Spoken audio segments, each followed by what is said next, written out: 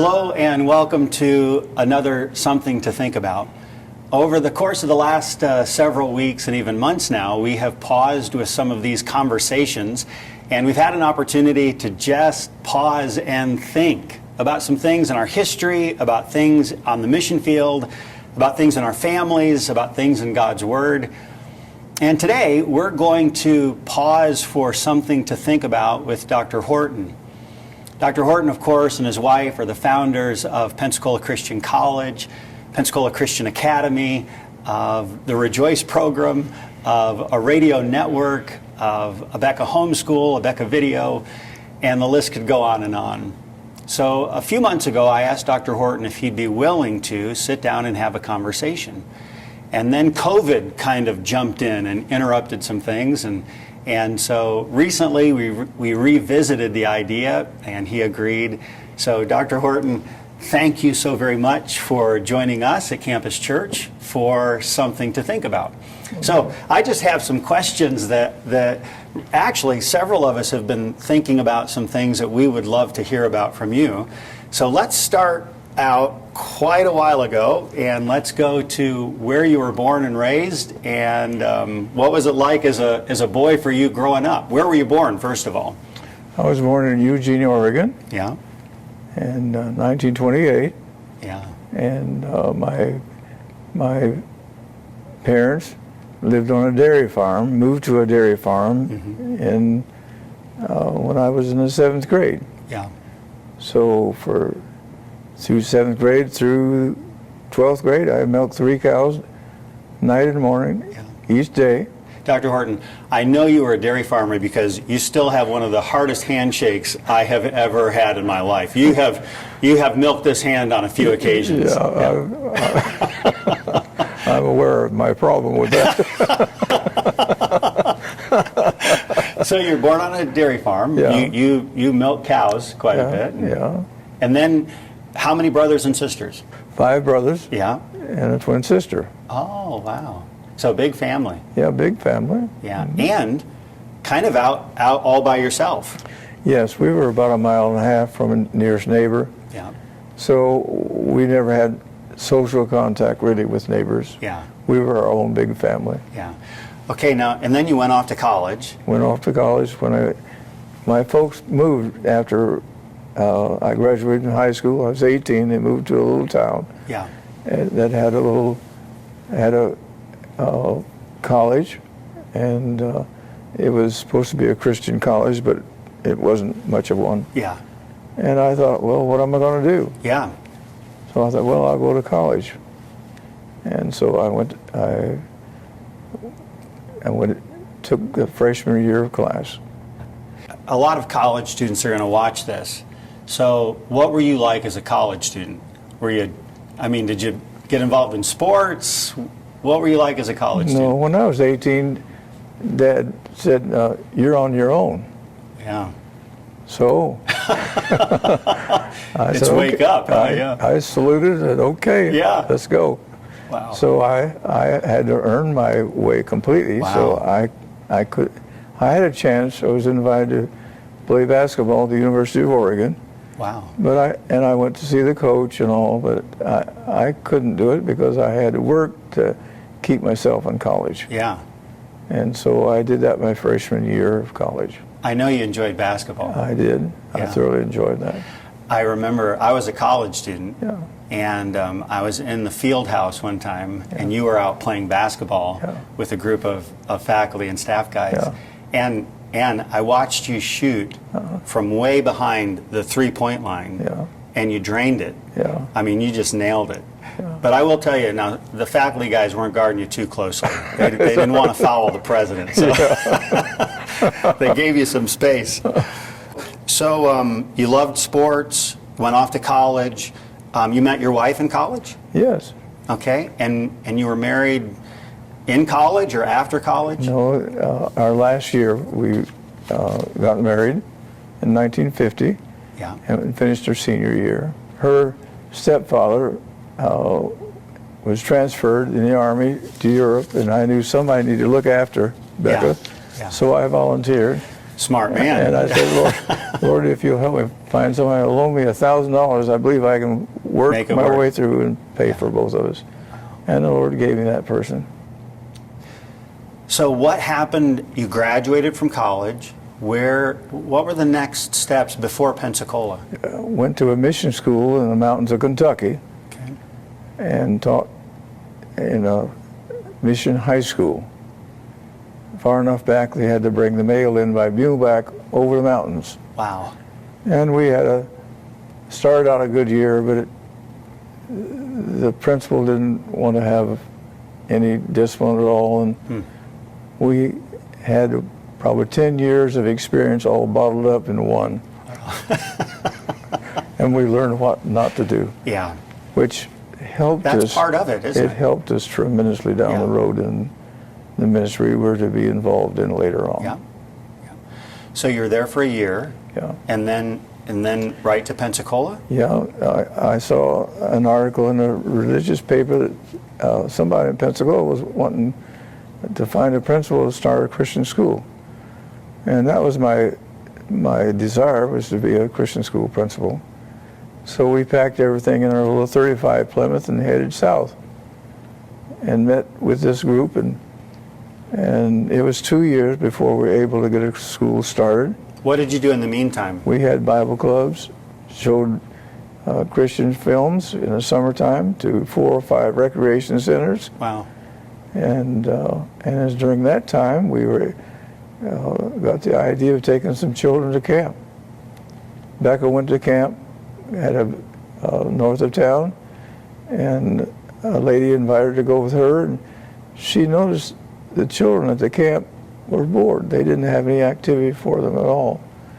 So we talked about it, and the next year we took some children to camp and started an organized program for the children. Wow. And that gave us the start of it. That was in the early 50s then?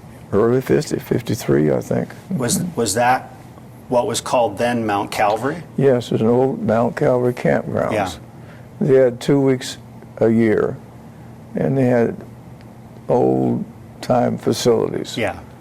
And they had their services, but we kept ours separate and had a chapel on the hill. Yeah. And then we ate meals with them and went to their night service. But you ran your own children's program. We ran our own completely. Wow. Uh-huh. So And there they- were 2 camps going on. And they had a swimming pool with a big block with an artesian well running into it.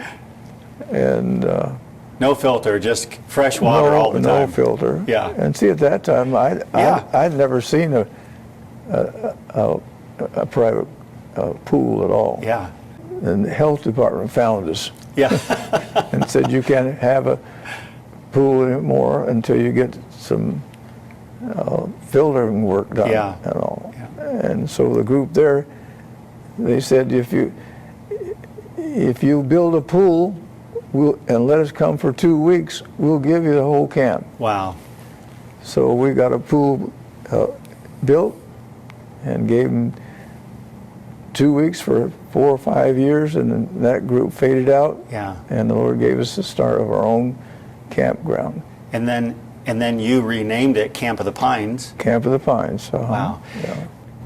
The Lord has so used that camp to bring unchurched children to hear the gospel over the years. It's just remarkable. Oh, yes. We sent buses to Fort Walton and Panama City, Yeah.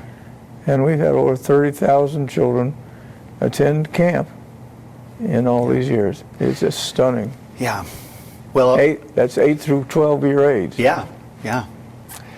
In the meantime, there were still things happening for the launch of a new Christian school. And this was when Christian education was really on the early side. Yeah. So then 1954 was the first year for what? Pensacola Christian Grade School is what we called it. Yeah. And we had a little building up at Johnson Coverly, helped us so much to get the facility built. Yeah. And 3 classes in an office, and we ended up with 35 students, kindergarten, 1st and 2nd grade. Yeah. And my dream then was to have 100 students someday. That was as far as I could see down the road. Yeah. Do you think sometimes, though, God only allows you to see just a little ways down? Because it might frighten you if you saw too far down the Oh, road. I think so. Yeah. In the second year, we had 100 students. So I knew. It wasn't too far down the road, was So it? I knew that we could grow, and so Yeah. we really started out to grow. Yeah. And we were located across from Baptist Hospital, Yeah. and we even offered free bus transportation the first few years, and all. But we Now, you were really young then. yeah. Do you remember, like, how old would you have been your first year as, in 1954 as a principal? Well, probably 25, 26. Yeah. Yeah. Yeah. And You were getting on-the-job training. And I had no training in the elementary school whatsoever. Yeah. And my wife didn't either. Yeah. Neither one of us. But you learned. And we learned. Wow. Okay, so the academy just began to, the school then, the grade school, began to grow. Yeah. You added, how many grades did you add a year? Well, multiple grades?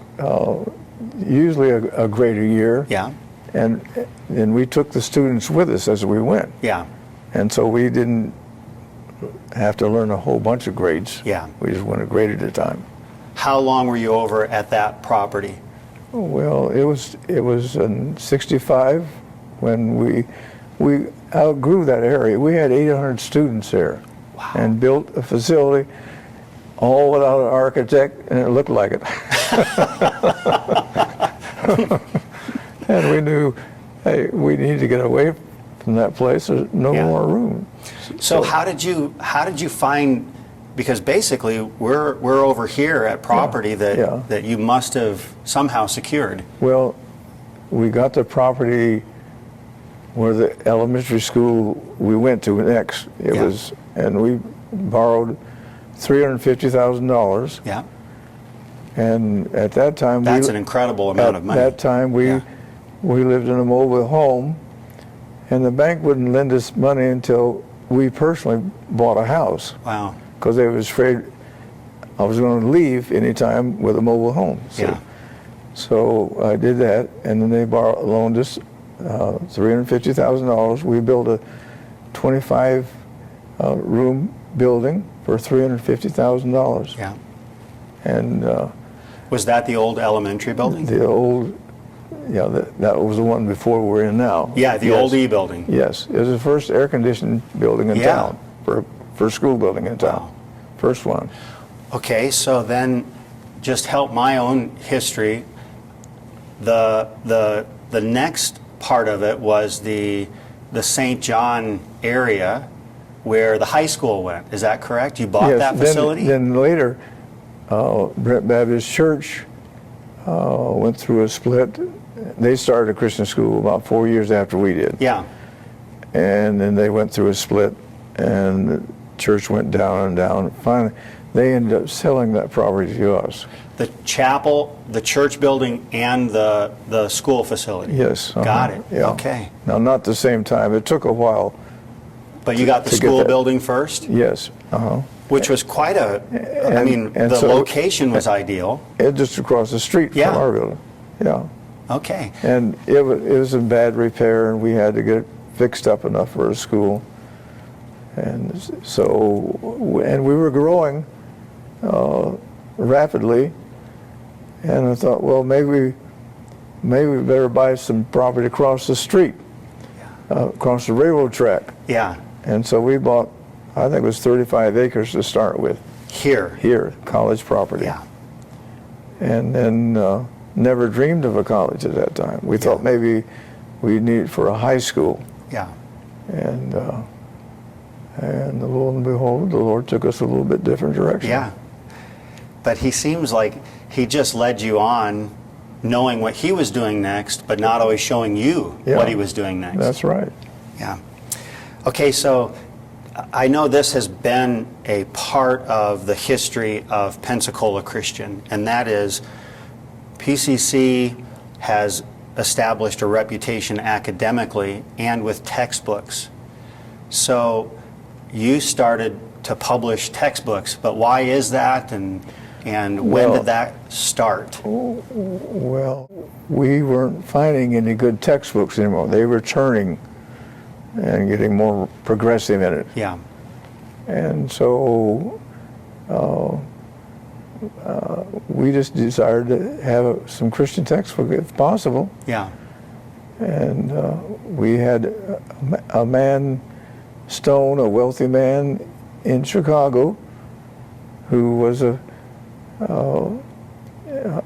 friend of Buzz Baker, who was on our staff. Yeah.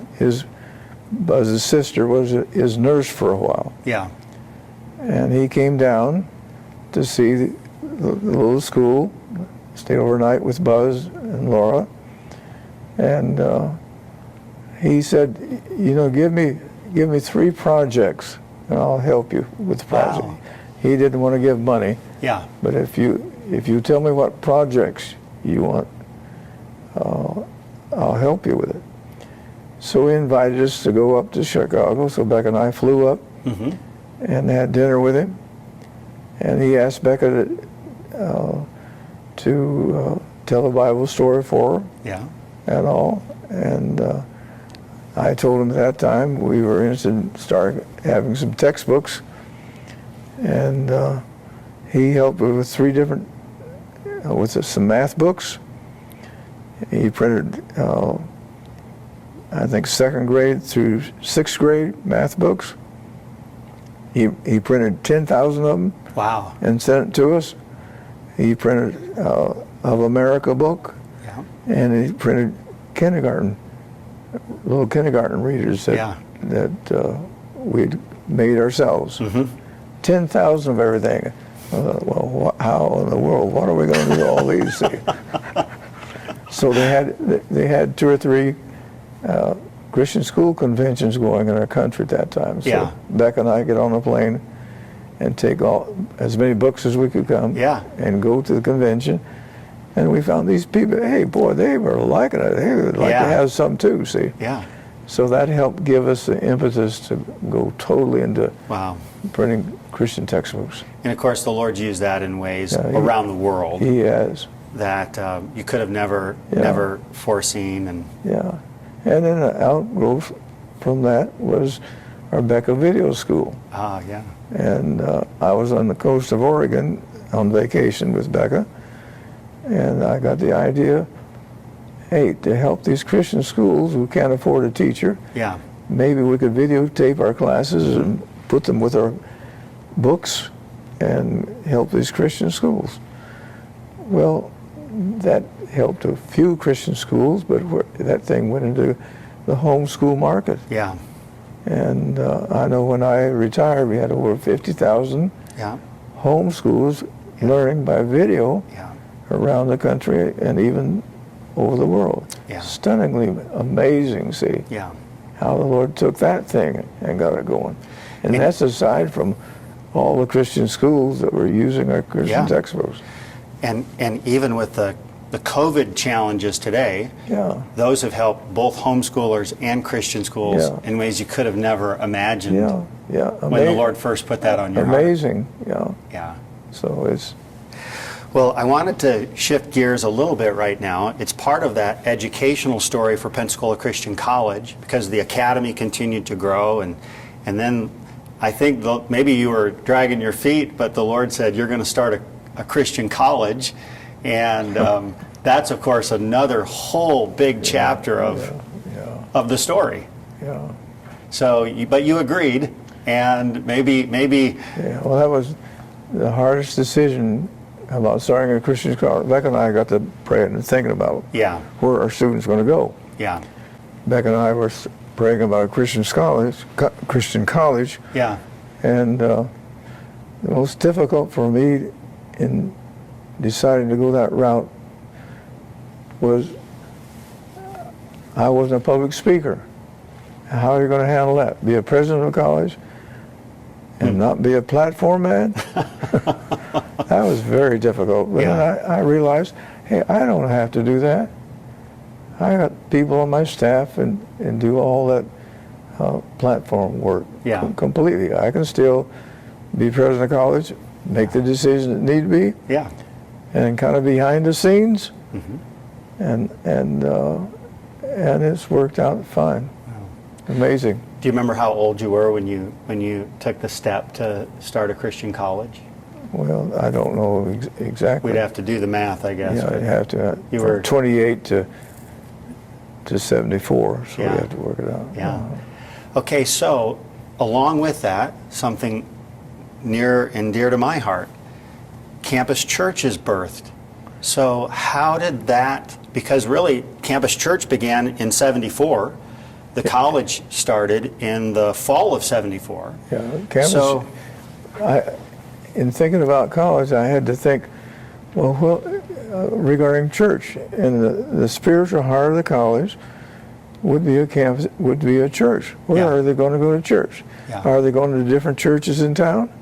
And if we're growing, what are the churches going to do with these students? yeah, And then are they going to go there to start with?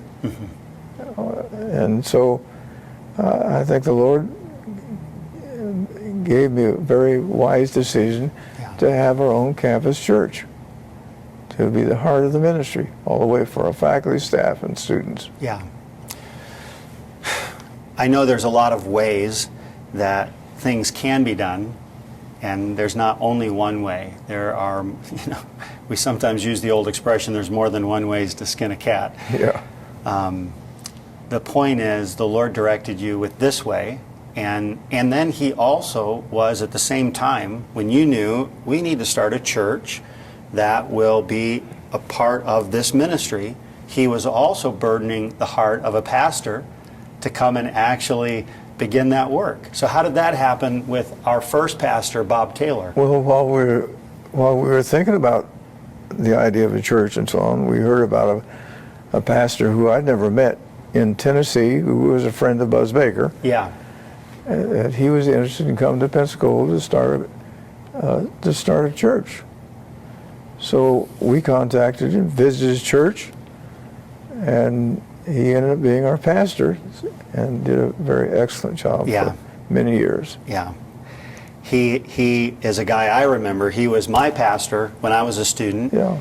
And I gleaned many wonderful, Yeah. helpful things from him. Yeah. So very grateful. And for me as a student, Campus Church was that hub, like you were talking about, Yeah. that I felt like I got to do in Campus Church what I was learning at Pensacola Christian College. And so it was a great marriage of ministries Yeah. for me as a college student. Yeah, it just helped you be what you are today. Yeah. Very thankful. Dr. Horton, we're going to wrap up this conversation, and I wanted to ask, is there anything that you have just seen? How would you summarize God's good hand all along the way? Because, I mean, we've been able to look historically at how God just did that one step at a time, but you experienced the highs and the lows of leadership, the challenges of ministry, of just leading people. How have you seen the good hand of God woven all the way through those years? Well, it is stunning what the Lord's done. We never saw down the road. Yeah, We just took a step at a time. We ended up being, we pioneered areas, yeah, one after the other, yeah, and knowing very little about most of the areas to start with. And I think through, and our desire was to do what's right, have integrity, yeah, and pay your bills. yeah, And I think probably most important was I cried out for wisdom, yeah. And He gave it. and He gave it. Just what He said He'd do. He says that if we ask, He gives to all men liberally or in abundance. Yeah, And something that's obviously, when we get something from God, it means it's beyond us. Humanly speaking, we wouldn't have what we need. Yeah. But God says, I'm going to supply what you Yeah. need. at You- the right time. You Just when you need it. yeah, You said something a few minutes ago, and so we'll kind of wrap up with this, but you said, we just took it a step at a time. And the Bible says that the steps of the good man are ordered by the Lord. It's so obvious to see, looking back, how God did providentially lead you one step at a time. And He gave you enough faith to take a step, and He gave you enough confidence to know the provision was going to be there when you took the step. And we probably spent about 70 hours a week, most weeks, more times than not. We just gave ourselves completely to God. And there is something that God established that is bigger than a person, but not bigger than Him. Yeah, it's His work. He did it. See, we were just helpers, and we had a great faculty and staff that started with us, and through the years gave us a great faculty and staff. So we didn't do it. The Lord's done it through them. The last part of that passage, the steps of the good man are ordered by the Lord, and then it says, and He delighteth in His way. And a way is made up of individual steps. So you can't have a whole way unless you have the steps that get you there. So now you get to look back over all of those lifetime of steps, and you get to see that the Lord is doing what He promised He'd do, and He created a good way.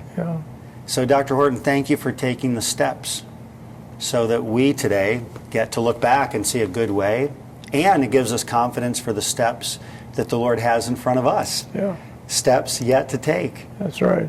So we are so grateful. Thank you for taking those steps, and thank you for being with us today for this little addition of something to think about. Thank you very much. Well, thank you.